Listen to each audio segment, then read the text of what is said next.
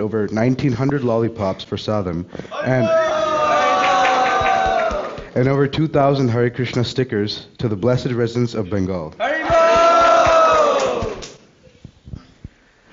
With many pious recipients having donated Lakshmi from their pocket in appreciation of these divine matchless gifts, we were also able to collect almost 11,425 rupees and counting in donations. With your mercy and under the guidance of our dear Vaisheshika Maharaj, we made this humble effort to advance the Sankirtan movement of Sri Srinitai Gauranga in the very place they started it 500 years ago. Our youth hail from many different countries, making this a true global youth retreat. Please accept this offering and kindly shower blessings upon everyone who participated in this yatra, so that we'll be able to continue distributing your many books all over the world. Hare Krishna. Hare Krishna.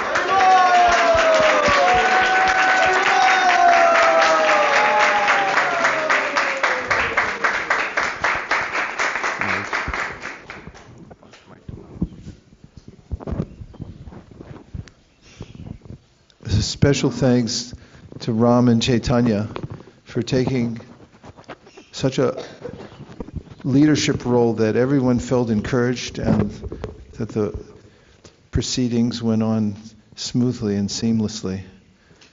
Thank you very much for your service, and may it increase more and more in spreading the Sankirtan movement all over the world. Haribol! Also, I was deeply touched and quite impressed by the universal participation in the Yatra, and it was the greatest scene to watch the aftermath, walking down every street.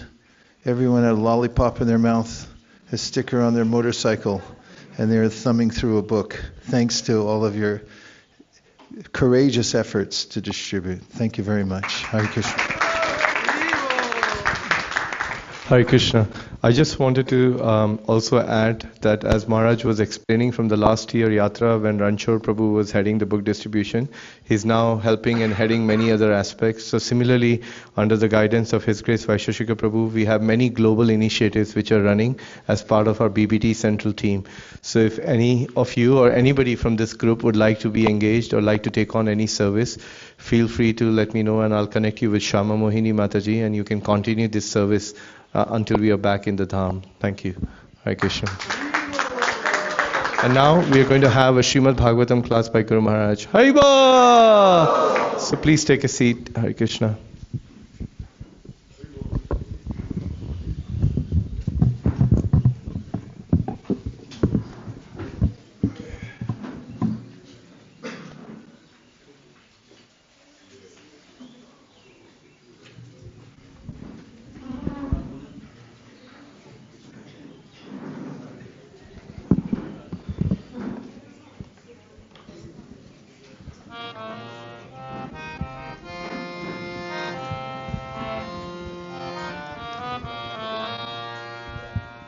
Pull the iPad out, please. Thank you. Hare Krishna. Jaya Radha Madhava Jaya Kunja Bihari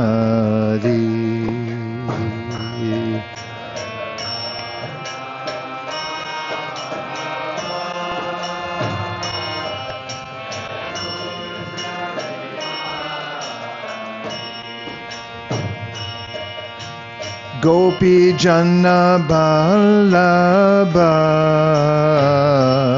Jaya Giri Vardhari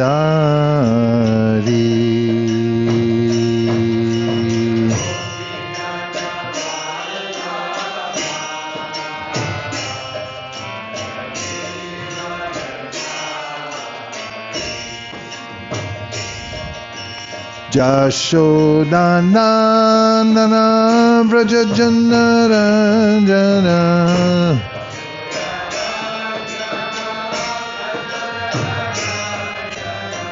Jashodanandana Vraja Janaranjana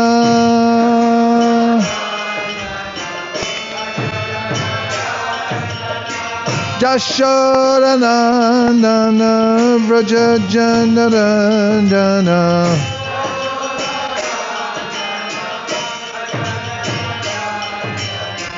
Jamuna Tiravanachari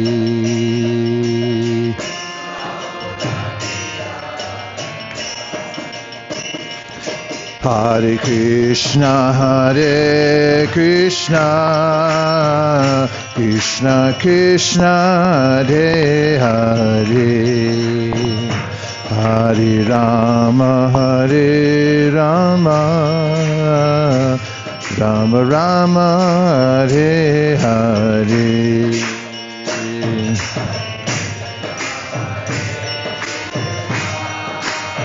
More cowbell.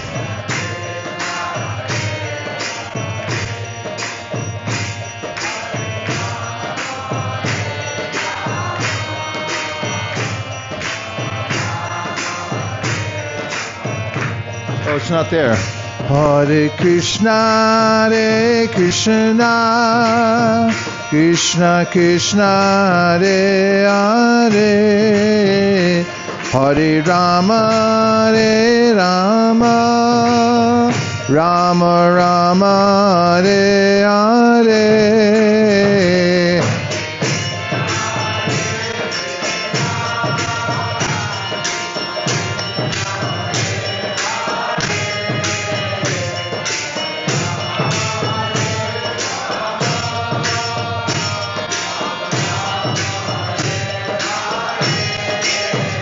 Hare Krishna, Krishna Krishna, Hare Hare, Hare Rama, Rama Rama, Hare Hare.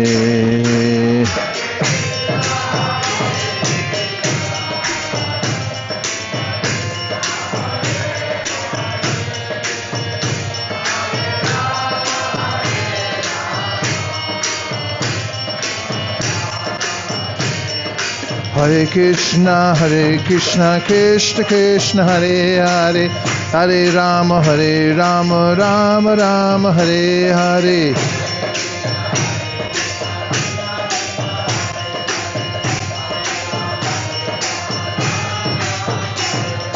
Hare Krishna, Krishna Krishna, Hare Hare, Hare Rama, Rama Rama, Hare Hare.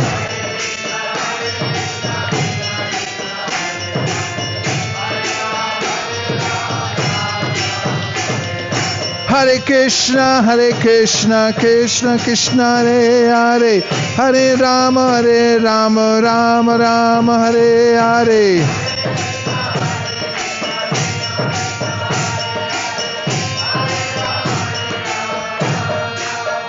Hare Krishna, Krishna Krishna, Hare Hare, Hare Rama,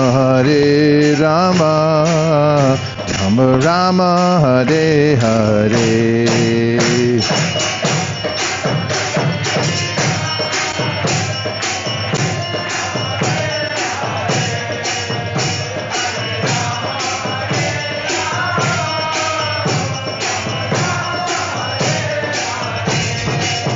Hare Krishna,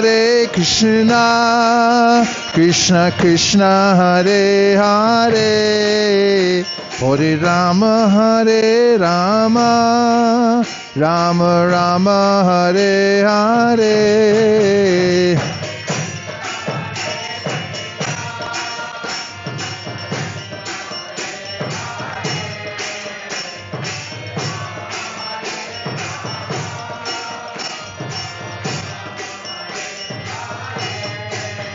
Hare Krishna, Krishna Krishna, Hare Hare, Hare Rama, Rama Rama, Hare Hare.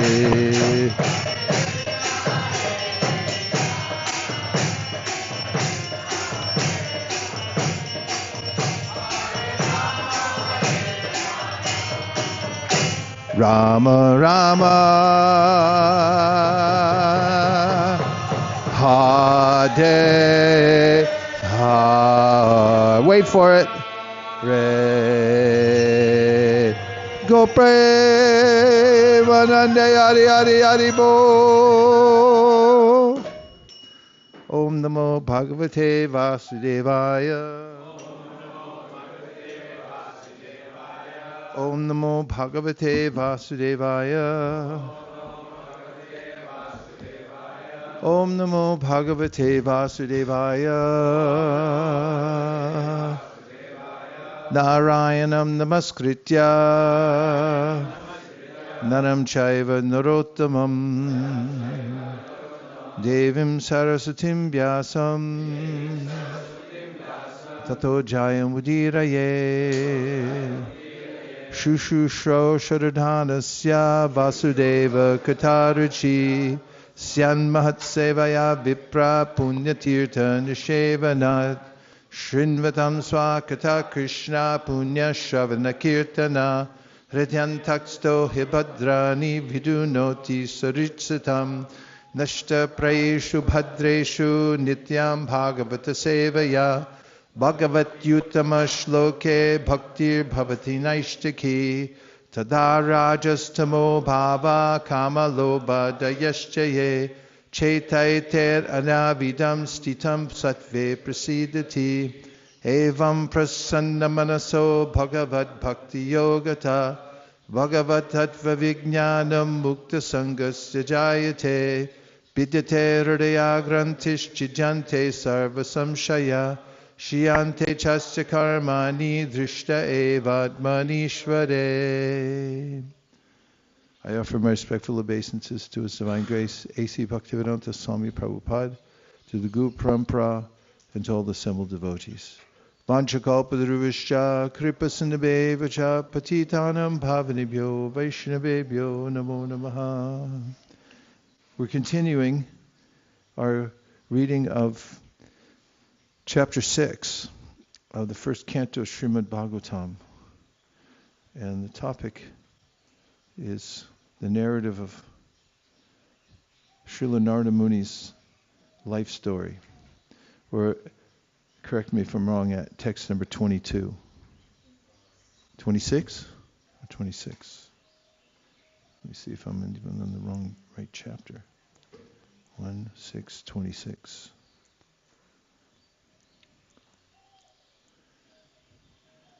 Thus I began chanting the holy name and fame of the Lord by repeated recitation, ignoring all the formalities of the material world. Such chanting and remembering of the transcendental pastimes of the Lord are benedictory. So doing, I traveled all over the earth, fully satisfied, humble and unenvious. The life of a sincere devotee of the Lord is thus explained in a nutshell by Narada Muni, by his personal example. Such a devotee, after his initiation by the Lord or his bona fide representative, takes very seriously chanting the glories of the Lord and traveling all over the world, so that others may also hear the glories of the Lord. Such devotees have no desire for material gain. They are conducted by one single desire, to go back to Godhead. This awaits them in due course on quitting the material body. Because they have the highest aim of life, going back to Godhead, they are never envious of anyone, nor are they proud of being eligible to go back to Godhead. Their only business is to chant and remember the holy name, fame, and pastimes of the Lord, and according to personal capacity, to distribute the message for others' welfare, without motive of material gain. And so, O Brahman Vyasadeva, in due course of time, I, who was fully absorbed in thinking of Krishna, and who therefore had no attachments, being completely freed from all material taints, met with death, as lightning and illumination occur simultaneously. To be fully absorbed in the thought of Krishna means clearance of material dirts and hankerings. As a very rich man has no hankerings for small petty things, so also a devotee of Lord Krishna, who is guaranteed to pass on to the kingdom of God, where life is eternal, fully cognizant and blissful, naturally has no hankerings for petty material things. which are like dolls or shadows of the reality and are without permanent value. That is the sign of spiritually enriched persons, and in due course of time, when a pure devotee is completely prepared, all of a sudden the change of body occurs, which is commonly called death. And for the pure devotee, such a change takes place exactly like lightning and illumination follows simultaneously.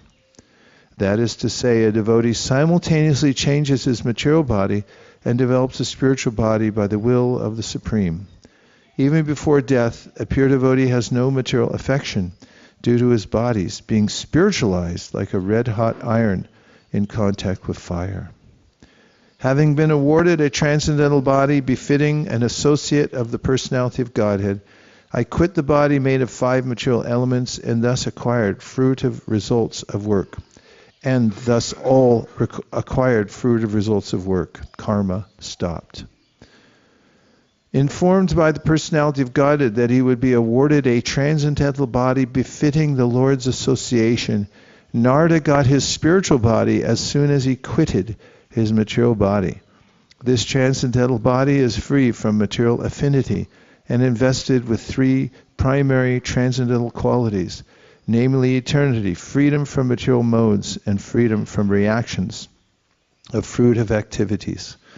The material body is always afflicted with the lack of these 3 qualities. A devotee's body becomes at once surcharged with the transcendental qualities as soon as he is engaged in the devotional service of the Lord. It acts like a magnetic influence of a touchstone upon iron. The influence of transcendental devotional service is like that. Therefore, change of body means stoppage of the reaction of 3 qualitative modes of material nature upon the pure devotee. There are many instances of this in the revealed scriptures. Dhruva Maharaj and Prahlad Maharaj and many other devotees were able to see the personality of Godhead face to face, apparently in the same body. This means that the quality of a devotee's body changes from material to transcendence. That is the opinion of the authorized Goswamis via the authentic scriptures. In the Brahma Samhita it is said that beginning from the Indragopa germ up to the great Indra, king of heaven, all living beings are subjected to the laws of karma and are bound to suffer and enjoy the fruitive results of their own work. Only the devotee is exempt from such reactions by the causeless mercy of the Supreme Authority, the Personality of Godhead. At the end of the millennium, when the Personality of Godhead, Lord Narayan, lay down within the water of devastation, Brahma began to enter into him along with all creative elements, and I also entered through his breathing. Narada is known as the son of Brahma, as Lord Krishna is known as the son of Vasudeva. The Personality of Godhead and his liberated devotees like Narada appear in the material world by the same process. As it is said in the Bhagavad Gita, the birth and activities of the Lord are all transcendental. Therefore, according to authorized opinion, the birth of Narada as the son of Brahma is also a transcendental pastime. His appearance and disappearance are practically on the same level as that of the Lord. The Lord and his devotees are therefore simultaneously one and different as spiritual entities. They belong to the same category of transcendence. After 4,300,000,000 solar years, when Brahma awoke to create again by the will of the Lord, all the rishis like Marichi, Angira, Atri, and so on were created from the transcendental body of the Lord, and it also appeared along with them. The duration of a day in the life of Brahma is 4,320,000,000 solar years. This is stated also in the Bhagavad Gita. So for this period, Brahmaji rests in Yoga Nidra within the body of the Garbhodakshai Vishnu, the generator of Brahma. Thus, after the sleeping period of Brahma, when there is again creation by the will of the Lord, through the agency of Brahma, all the great rishis again appear from different parts of the transcendental body, and Narada also appears. This means that Narada appears in the same transcendental body, just as a man awakes from sleep in the same body. Sri Narada is eternally free to move in all parts of the transcendental and material creations of the Almighty. He appears and disappears in his own transcendental body, which is without distinction of body and soul, unlike conditioned beings. Since then, by the grace of the Almighty Vishnu, I travel everywhere without restriction, both in the transcendental world and in the three divisions of the material world. This is because I am fixed in unbroken devotional service of the Lord. As stated in the Bhagavad Gita, there are three divisions of the material spheres, namely the Urdhvaloka, topmost planets, Madhyaloka, midway planets, and Adoloka, downward planets. Beyond the Urdhvaloka planets, that is to say above the Brahmaloka, are the material coverings of the universes. And above that is the spiritual sky, which is unlimited in expansion, containing unlimited self-illuminated Vaikuntha planets, inhabited by God himself along with his associates, who are all eternally liberated living entities. Sri Narada Muni could enter all these planets in both the material and spiritual spheres without restriction, as much as the Almighty Lord is free to move personally in any part of his creation. In the material world, the living beings are influenced by the three material modes of nature, namely goodness, passion, and ignorance. But Sri Narada Muni is transcendental to all these material modes, and thus he can travel everywhere unrestricted. He is a liberated spaceman.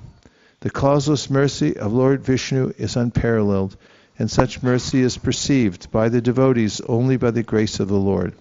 Therefore the devotees never fall down, but the materialists, that is, the fruitive workers and the speculative philosophers, do fall down, being forced by their respective modes of nature.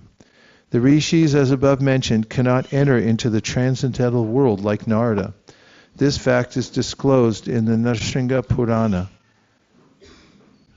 Rishis like Marichi are authorities in fruitive work, and rishis like Sanak and Sanatan are authorities in philosophical speculations. But Sri Narada Muni is the prime authority for transcendental devotional service of the Lord. All the great authorities in the devotional service of the Lord follow in the footsteps of Narada Muni in the order of the Narada Bhakti Sutra, and therefore all the devotees of the Lord are unhesitatingly qualified to enter into the kingdom of God, Vaikuntha. And thus I travel, constantly singing the transcendental message of the glories of the Lord, vibrating this instrument called a veena, which is charged with transcendental sound and which was given to me by Lord Krishna. The musical stringed instrument called the veena, which was handed to Narada by Lord Sri Krishna, is described in the Linga Purana, and this is confirmed by Srila Jiva Goswami.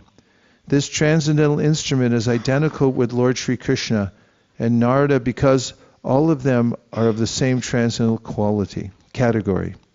Sound vibration by the instrument cannot be material, and therefore the glories and pastimes which are broadcast by the instrument of Narada are also transcendental, without a tinge of material inebriety. The 7 singing meters, namely Sa, Sajja, Ri, Rishabha, Ga, Gandhara, Ma, Madhyama, Pa, Panchama, Da, Daivata, and Ni, Nishada, are also transcendental and specifically meant for transcendental songs. As a pure devotee of the Lord, Sri Narada Dev is always fulfilling his obligation to the Lord for his gift of the instrument, and thus he is always engaged in singing his transcendental glories and is therefore infallible in his exalted position. Following in the footsteps of Srila Narada Muni, a self-realized soul in the material world should also properly use the sound meters, namely, where's Radhika? Do it. Sa re ga ma pa da ni sa. Go. Okay. In the service of the Lord, by constantly singing the glories of the Lord as confirmed in the Bhagavad Gita. The Supreme Lord Sri Krishna, whose glories and activities are pleasing to hear, at once appears on the seat of my heart, as if called for, as soon as I begin to chant his holy activities. The absolute personality of Godhead is not different from his transcendental name, form, pastimes, and the sound vibrations thereof. As soon as a pure devotee engages himself in the pure devotional service of hearing, chanting, and remembering the name, fame, and activities of the Lord, at once he becomes visible to the transcendental eyes of the pure devotee by reflecting himself on the mirror of the heart by spiritual television. Therefore, a pure devotee who is related with the Lord in loving transcendental service can experience the presence of the Lord at every moment. It is a natural psychology in every individual case that a person likes to hear and enjoy his personal glories enumerated by others. That is a natural instinct, and the Lord, being also an individual personality like others, is not an exception to this psychology, because psychological characteristics visible in the individual souls are but reflections of the same psychology in the Absolute Lord. The only difference is that the Lord is the greatest personality of all, and absolute in all his affairs. If therefore the Lord is attracted by the pure devotee's chanting of his glories, there is nothing astonishing. Since he is absolute, he can appear himself in the picture of his glorification, the two things being identical. Srila Narada chants the glorification of the Lord not for his personal benefit, but because the glorifications are identical with the Lord. Narada Muni penetrates into the presence of the Lord by the transcendental chanting. It is personally experienced by me that those who are always full of cares and anxieties due to desiring contact of the senses with their objects can cross the ocean of nescience on a most suitable boat, the constant chanting of the transcendental activities of the personality of Godhead. The symptom of a living being is that he cannot remain silent even for some time. He must be doing something, thinking of something, or talking about something. Generally, the materialistic men think and discuss about subjects which satisfy their senses. But as these things are exercised under the influence of the external illusory energy, which sensual activities do not actually give them any satisfaction, such sensual activities. On the contrary, they become full with cares and anxieties. This is called Maya, or what is not. That which cannot give them satisfaction is accepted as an object for satisfaction. I'll read that again. That which cannot give them satisfaction is accepted as an object for satisfaction. So Narada Muni, by his personal experience, says that satisfaction for such frustrated beings engaged in sense gratification is to chant always the activities of the Lord. The point is that the subject matter only should be changed. No one can check the thinking activities of a living being, nor the feeling, willing, or working processes. But if one wants actual happiness, one must change the subject matter only. Instead of talking of the politics of a dying man, one must discuss the politics administered by the Lord himself. Instead of relishing activities of the cinema artist, one can turn his attention to the activities of the Lord with his eternal associates like the gopis and Lakshmis. The Almighty Personality of Godhead, by his causeless mercy, descends on the earth and manifests activities almost on the line of the worldly men, but at the same time extraordinarily, because he is almighty. He does so for the benefit of all conditioned souls, so that they can turn their attention to transcendence. By doing so, the conditioned soul will gradually be promoted to the transcendental position and easily cross the ocean of nescience, the source of all miseries. This is stated from personal experience by such an authority as Sri Narada Muni, and we can have the same experience also if we begin to follow in the footsteps of the great sage, the dearmost devotee of the Lord. It is true that by practicing restraint of the senses, by the yoga system, one can get relief from the disturbances of desire and lust, but this is not sufficient to give satisfaction to the soul, for this satisfaction is derived from devotional service to the personality of Godhead. Yoga aims at controlling the senses by practice of the mystic process of bodily exercise in sitting, thinking, feeling, willing, concentrating, meditating, and at last being merged into transcendence. one can control the senses. The senses are considered like venomous serpents, and the yoga system is just to control them.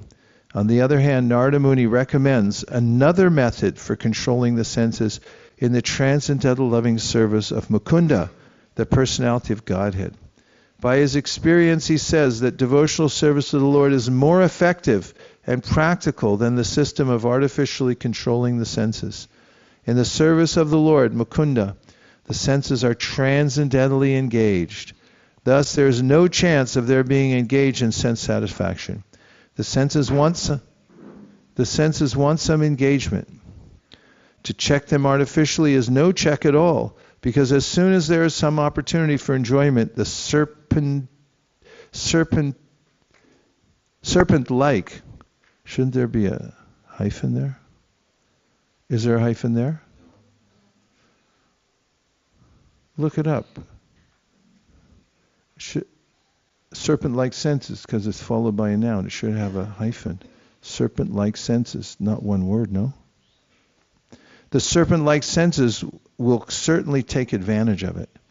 There are many such instances in history, just like Vishvamrita Muni's falling a victim to the beauty of Menaka. But Thakur Haridas was allured at midnight by the well-dressed, there's a hyphen, Maya, and still she could not induce that great devotee into her trap. The whole idea is that without devotional service of the Lord, neither the yoga system nor dry philosophical speculation can ever become successful. Pure devotional service of the Lord, without being tinged with fruit of work, mystic yoga, or speculative philosophy, is the foremost procedure to attain self-realization. Such pure devotional service is transcendental in nature, and the systems of yoga and jnana are subordinate to such a process. When the transcendental devotional service is mixed with the subordinate process, it is no longer transcendental, but is called the mixed devotional service.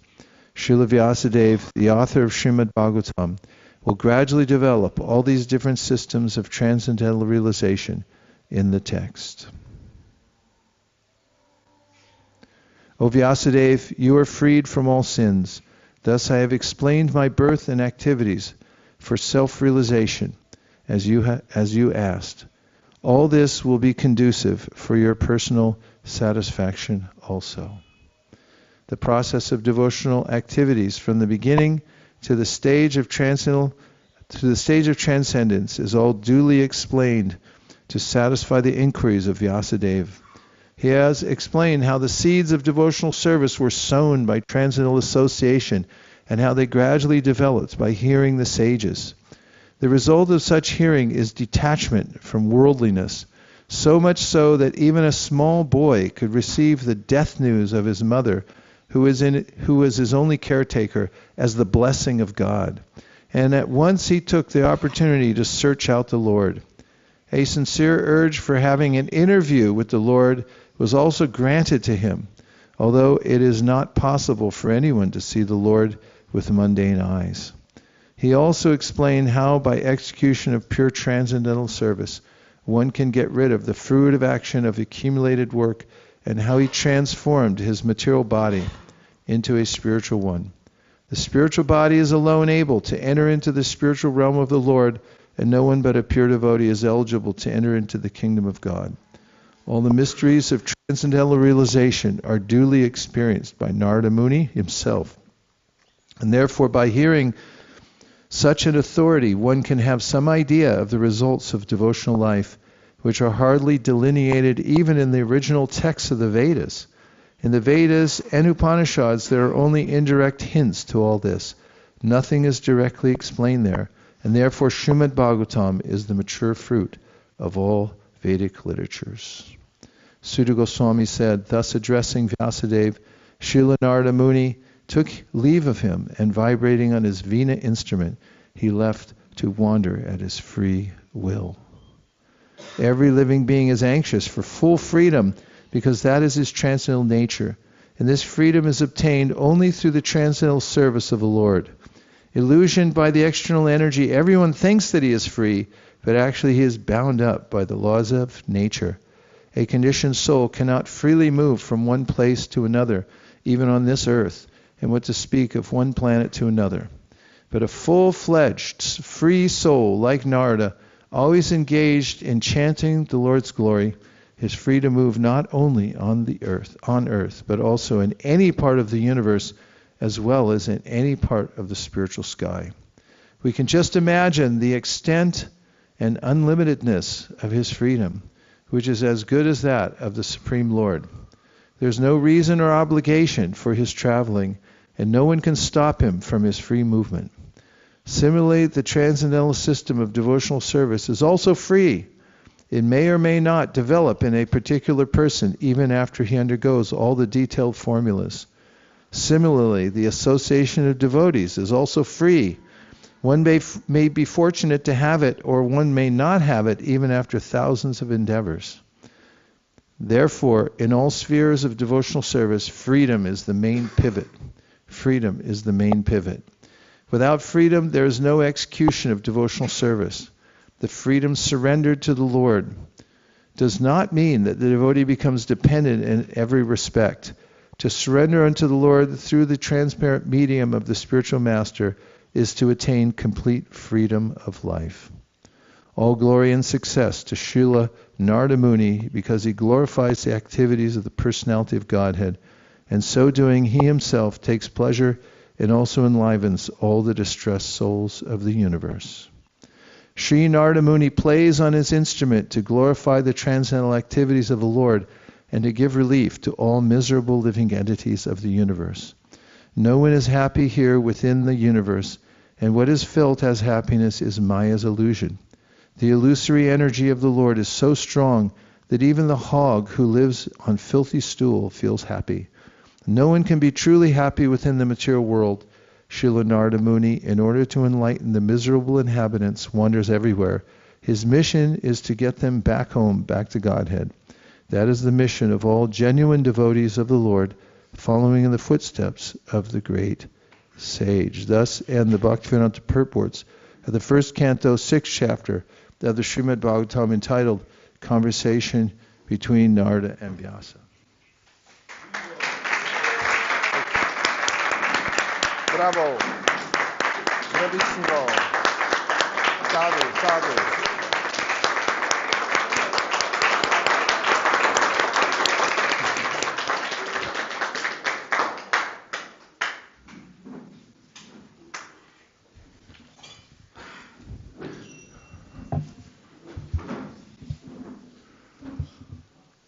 We have a few minutes if you want to ask any questions from anything in the purport or from the Yatra.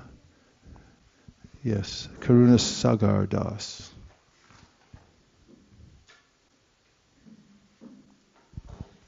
I like the sentence in, I think, text 34. It said that... I don't think that's working, by the way.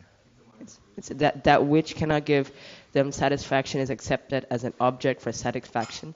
It's because people in this world, they're like looking for like satisfaction, and since they're so desperate, they will accept anything that does not give them satisfaction. It's like this. Yeah. I'll quote another song. I think it was the Everly Brothers wrote this song. It said, looking for love in all the wrong places. We want love, but it's like, you're not going to get it there. Thank you. Thanks for bringing that up again. Who is next? Okay. Abhay, you're right there. Go for it. There were a couple of questions I had. One of them, yesterday you were talking about how sometimes devotees fall down and we should be vigilant. But in this purport, Prabhupada mentions that the devotees never fall down. Could you elaborate on that? Yeah. What's that verse again that you gave me the other? Where's Tejas? How does that verse start? Naivajano Jatu Katanchana Vrajan Mukunda Sevan Yavanangrita Smritim Smaran Mukundan Gruhubuk Upagruhanam Punar Vihatamichen Na Rasagrahojana. This is something that Narada explains in this chapter, the previous chapter. He said, a devotee may appear to fall down, but it doesn't fall down like other people. In karma kanda, if you're accumulating some result from your sacrifices, if you mess up, you lose the whole thing. But in devotional service, as Krishna explains in the Bhagavad Gita also, everything's cumulative. And even if you fall down in this lifetime, then in the next life you take up again where you left off. So you didn't lose anything.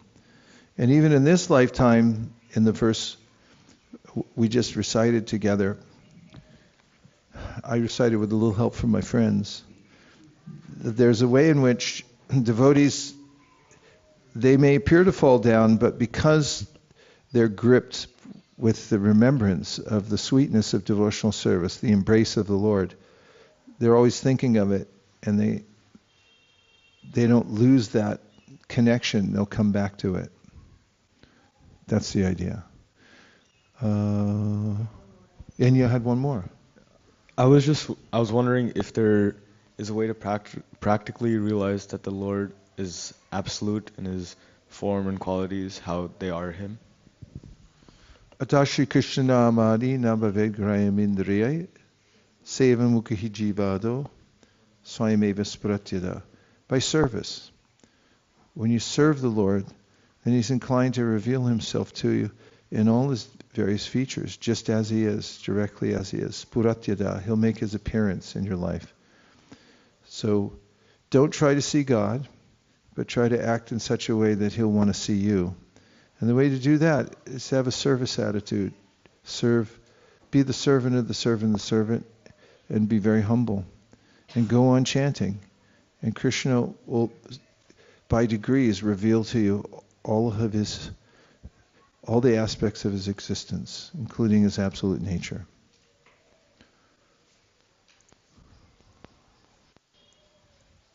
Yes, Divyanam Prabhu.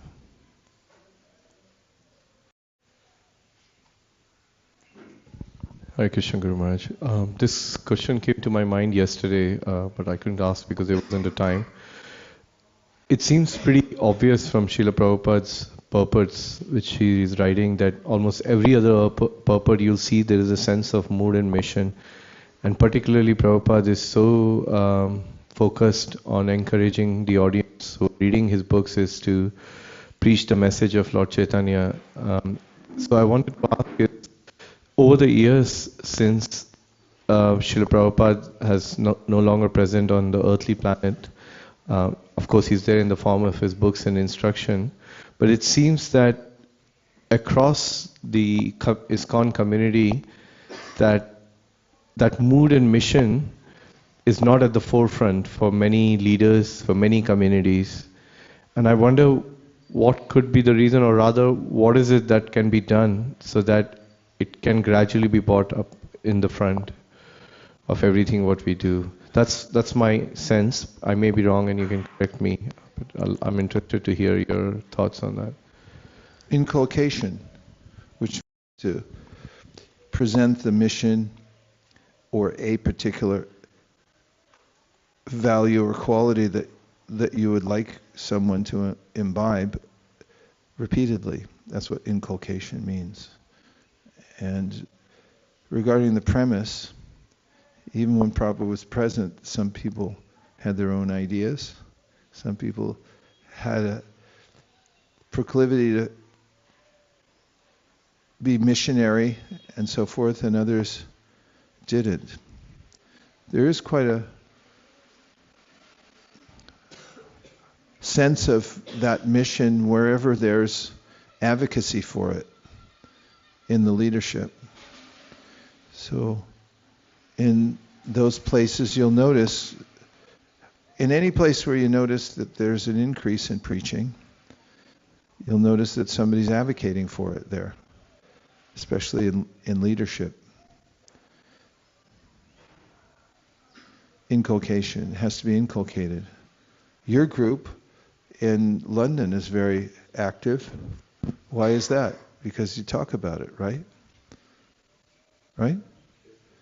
Yeah, and Gopal Krishna Maharaj, any of his areas, they're known for going out teach Krishna consciousness, others distribute books and so on. Why do you think that is? It just happened by accident, right? No, he talked about it. He inculcated it. He said he's the leader. He said, this is my value system. I got it from Prabhupada, is what Prabhupada said. So when that's there, then it's quite natural for people to line up. And the question of why it isn't in some other places or why people don't present it, they have their own ideas. Okay. Hare Krishna Maharaj, just had a follow-up to that. Speaking about individuals, sometimes I come across devotees who say that their nature is not to preach, although Prabhupada wants us to preach, and they would say like, I'm more into, for example, deity worship or cooking or etc., like more quote-unquote internal services. How do we understand, is that considered preaching? If not, are we disregarding Prabhupada's instructions? What do we make of the sense there? All the services are absolute, whether you sweep the floor or whether you wash pots or whether you worship the deity or go on book distribution. They're all devotional service and they're all absolute. There is a special quality to going out to meet conditioned souls, and therefore it's emphasized. And Prabhupada very practically told us that at certain intervals, everybody should go out. That's a fact. It's there in writing. He told us many times. And many communities did it. For instance, when I was living in New York at 340 West 55th between 8th and 9th in Manhattan, we had a 13-story building, or maybe it was 14. And we had about 500 devotees living under one roof. And Prabhupada told us that everybody should go out, and you can leave one person back to do all the cooking and deity worship on that day. And we used to do it, and everyone would go out. The temple president, mothers with little babies and baby carriages and everything like that. And it was palpable the next day that everyone felt enlivened because they had an opportunity to walk out the door. So I've advocated for years for the monthly Sankirtan festival that everyone should have a chance to go out, and they shouldn't be deprived of that opportunity, to go out into the great unknown and challenge themselves to see what it feels like to follow in the footsteps of Narada Muni. It's a high sadhana. And you don't have to perform. Nobody has to do any heroics except for just go out as a team. And if you can't do that, then you can always cook for those who are going out or help in other services, just like on our team we had here. There were lots of devotees working behind the scenes to make sure that everything was facilitated. And the devotees who do the backup services also feel that sense of upliftment from it. So Sankirtan's a good idea. It's really nice, actually. Besides that, it's fun and easy. So everybody, yes, please. Brajaras Bhavana?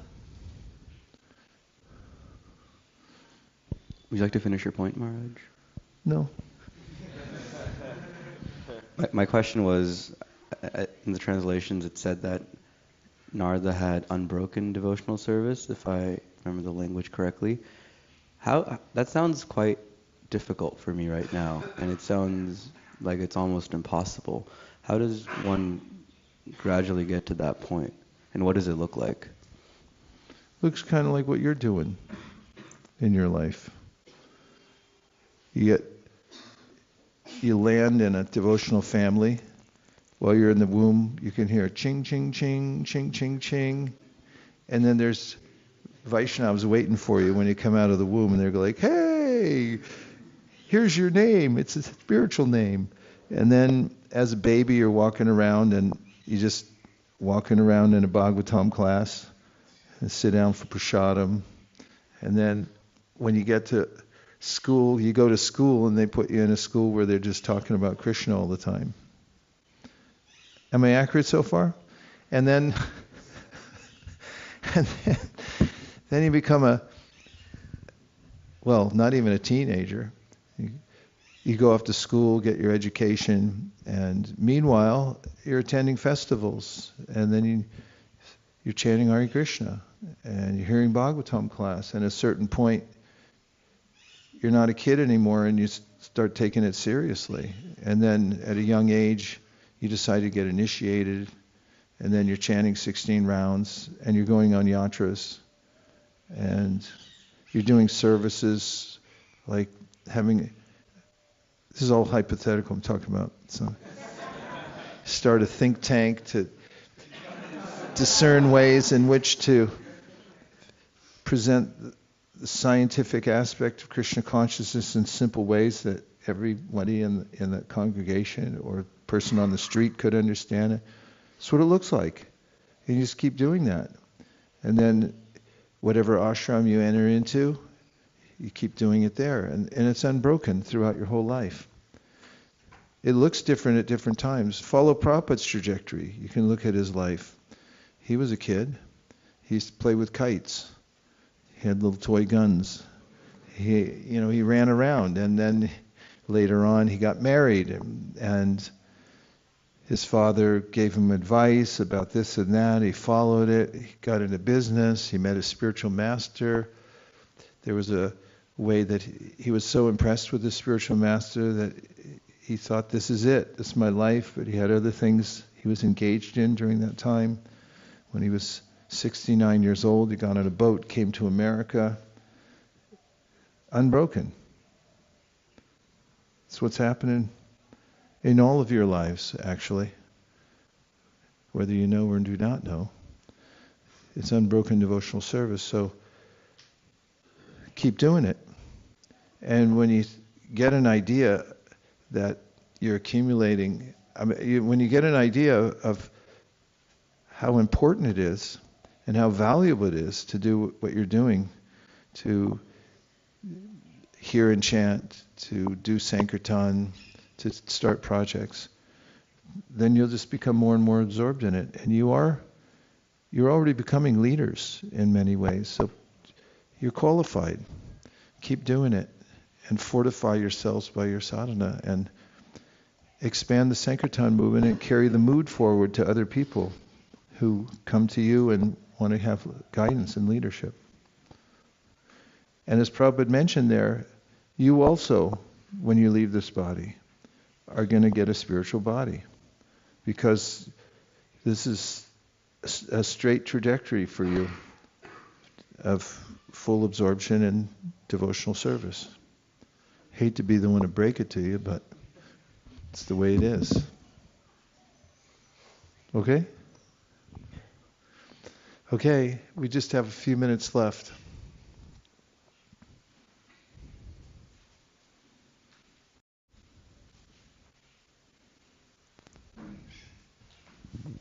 Hare Krishna, Prabhuji. Hare Krishna. Thank you so much for reading such a nice chapter about Narad Muni. Yeah, we finished the chapter. That's Yes. a big accomplishment. We'll remember that. And I am reading recently in the 12th canto about Markandeya Muni. And this is very similar, like how Markandeya Muni prays to Naranarayan, Lord Naranarayan, when they came to bless him. And he says that even Lord Brahma is afraid of time and death. What to speak of all the living entities who are created by Lord Brahma, except the devotees who have taken shelter of your lotus feet. And how this chapter talks about all that, how the devotional service makes one perfect. And also when Lord Shiva and Parvati comes to Markandeya Rishi, and they were pleased with his devotional service, and they asked what benediction he wanted. And he's saying that I want the benediction that I want unfailing devotion to the Lord and his devotees, nothing else. So how important it is from Narad Muni's life also you can see, by serving the devotees he got the perfection. And this is what we should just, look for or hanker for, devotion to Lord and his devotees. Thank you for that beautiful summary and related parts of the Bhagavatam. And I have a question. Yes. Is there any particular significance of Mangal Arati? Like, because I feel always different Yes. in Mangal Arati at temple, like today. Yes, Yeah. there are various aspects of our devotional practices. All of them have significance. And one of the ways in which we get our power to perform devotional service comes through Guru Parampara. So when we perform the Guru Vandanam, Srimad Gurur Ashtakame Tarucha Brahme Muhurte Patita Prayatna Yastena Vrindavananata Sakshat Seva Labhya Janasonta Eva. It's the ninth verse of the not Guru Vandanam, Guru Ashtakam, that says that it should be performed early in the morning. There's a time for it, the Brahma Muhurta time. And it's considered to be one of the ways in which we become spiritually nourished, in that the channel of the full Guru Parampara comes down to us during that time. And it empowers us to stay on the path of devotional service. When you go to Mangal Arati, you can remember that at that particular time, it's a portal during which you're connecting to all the great acharyas, going all the way back to Krishna, and you're receiving their grace. And go there and bask in it, bathe in it, let it come down into your heart and empower you to go on. That's how we're able to overcome the hurdle of birth and death in this material world by the grace of the acharyas. So you can remember, it's like you charge your, what are those electric cars called? Yeah, you see people plug in their Tesla. That's your time. You come in, you're a spiritual being, so you have to plug in at that time. So you can think of Mangal Arati as the time that you're plugging in your Tesla-like material body, that is going right to the soul, a little plug there from the Guru Parampara right into your heart.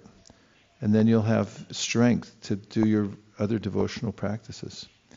I'd like to hear from the two devotees who are leaving in a few minutes. Oh, I'm so sad to hear that. You're leaving today?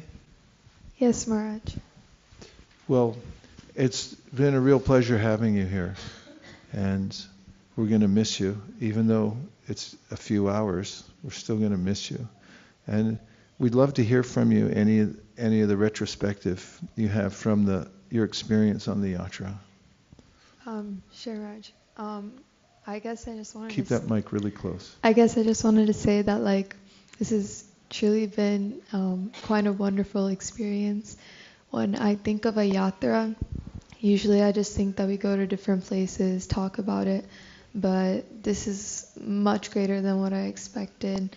I've made many different friends, and in our Austin temple, we don't have regular Mangal Aartis.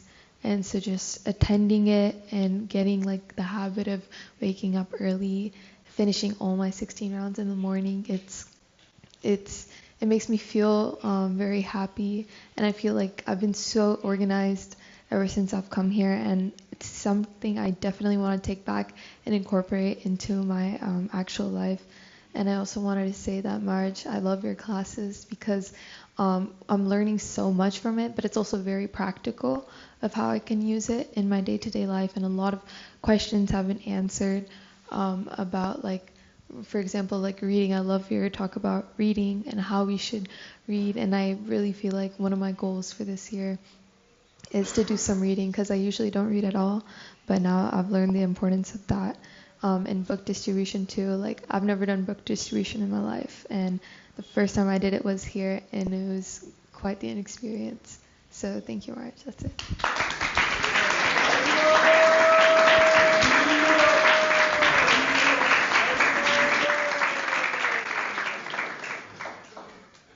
Yeah, book distribution at Round Rock. Round Rock should rock with book distribution, and we'd be happy to help in any way that we can. Thank you very much for your reflections. Was there anybody else? Nobody else is here. I had a thought after I heard a lot of the questions last night, and also several at intervals during our classes. And I have a book, an e-book, that was published a while back, but it's a compilation of everything Prabhupada said about Guru. It's a perennial question, and it's even mentioned by our acharyas that there are two tattvas that are very hard to understand. One is Shiva tattva, and the other is Guru tattva. What does it all mean? When we sing in the Sakshad Dari Tvaimastamasta Shastra Ruktastata Bhavyate Vasadbi Kintu Prabhurya Priya Evatasya Vande Guru Shri Charanara Vindam. It's like, direct manifestation of the Lord, but how? And how does it come through a certain person? There are compilations of Prabhupada's teaching, but I find this is done by Virabahu Prabhu. He did it amazingly pre-computer, so he didn't have the benefit of word processing and things like that. But it was meticulously done. I thought that I could share that on the group. I give it to Divyanam Prabhu, and then you could put it up there. I suggest you look through it, because it summarizes everything Prabhupada had to say about what a guru is, what it means to become a guru, what the whole subject matter of Guru Tattva is. And that might be helpful in your process of devotional service. That's it. That's all, folks. It's been heartfelt, and quite amazed at this year's Yatra. Each one is better than the next. It keeps growing somehow in spirit and quality. Thank you very much to Divyanam and Vrindarika Ramai for their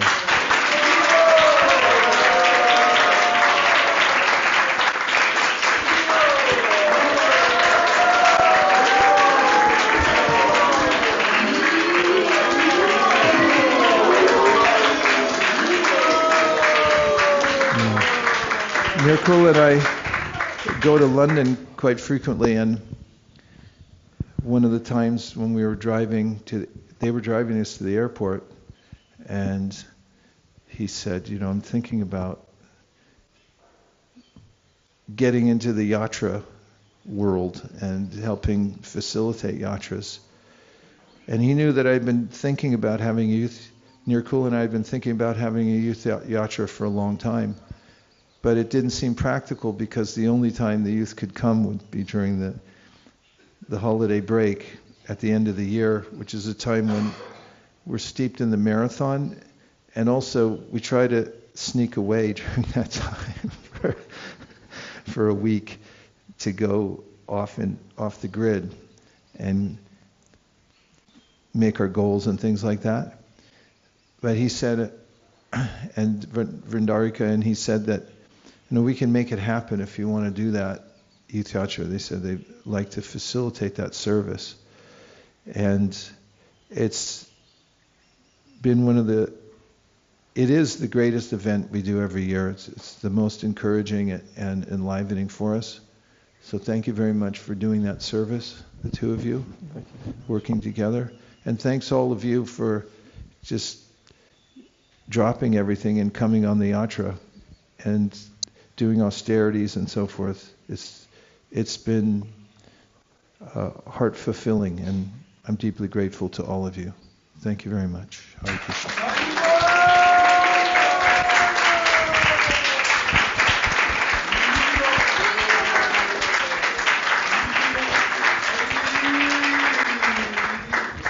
Thank you, Guru Maharaj. So we'll also have the opportunity to thank especially many devotees who have been very instrumental in putting this yatra together. We'll do it towards the end of our later morning session, around 1 o'clock. So I wanted to just mention, one thing I wanted to mention, since Guru Maharaj mentioned about that book. So both myself and my wife went through quite a challenging time in our practice of Krishna consciousness. And when we met Guru Maharaj, that was the first thing we read after meeting Guru Maharaj. And it was really helpful for both of us actually to have that quotations from different scriptures and writings Prabhupada has given. So I fully endorse and recommend that, please, I'll circulate that with all of you, and please read it. It's a really nice book. It'll help answer many, many questions actually, and make it very practical guide in understanding who Guru is and how one can relate to it and how one can serve and many other aspects. Just a quick announcement. So now we will go down and have a group photograph, just by the stairs in Vaishnava Academy. So those who have your black, as I call them, jumpers, please have them on. It'll be nice to take that picture. Is there a larger size? Mine doesn't fit. Oh, it doesn't fit very much? I see. I should have cut down on my meals while I was here. What? There's an extra word? Oh, we have small. we have a smaller size, so we don't have a size which may fit you. But so one request: if you do not have, just wear something which you have, either black, and if you don't, it's okay. Please do come for the picture. That's the main thing. Is that the largest size? What size is it? Oh, okay. So, or if you can squeeze into the size you have for the photograph, please do that. Okay. So what we want to do, we'll come together. So Mathura Prasad Prabhu, who's here very kindly doing his service and taking photos for everybody, and Guru Maharaj and Guru Ma over the Yatra.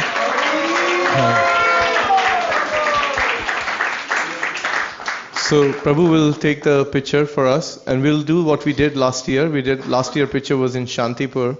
And I remember one of the pictures we took on a morning walk when we were going down the road here, just at the back of Vaishnava Academy. That was 2 years ago, and that became the cover page of the Vyasa Puja book last year, I remember. So youth you're really taking on the world, so it's really nice. So today we'll do a picture in the front, and then we'll do a picture from the back as well, because the design work the reps have done is really phenomenal, and we want to capture it, and it's really nice to do it front and back both. So please come down, and straight after that is breakfast, and we will assemble here at 10:30 sharp for 3 presentations, one after the other, and then we'll have 11 o'clock Guru Maharaj. Yes. Yeah, sure. Yesterday Guru Maharaj mentioned that we're getting Srila Prabhupada's shloka books for everybody who's interested, and I sent a message on the WhatsApp group. If you could like or react to that message, that would be great, because I'm going to go during breakfast to get the books. If you're unable to like it, you can come and let me know personally, and I'll arrange for it. Haribol. Does anybody already have one? Anyway, you should take it. So just count everybody. Give one to everyone. Will you take it if we give you? Really like to give you the shloka book. It's nice to have. Do we have enough? How many do we have? We haven't bought them yet. They have enough in stock though, right? Yeah. Books for all my friends. Vanchkalptarishya, kripa sindhave, patitana.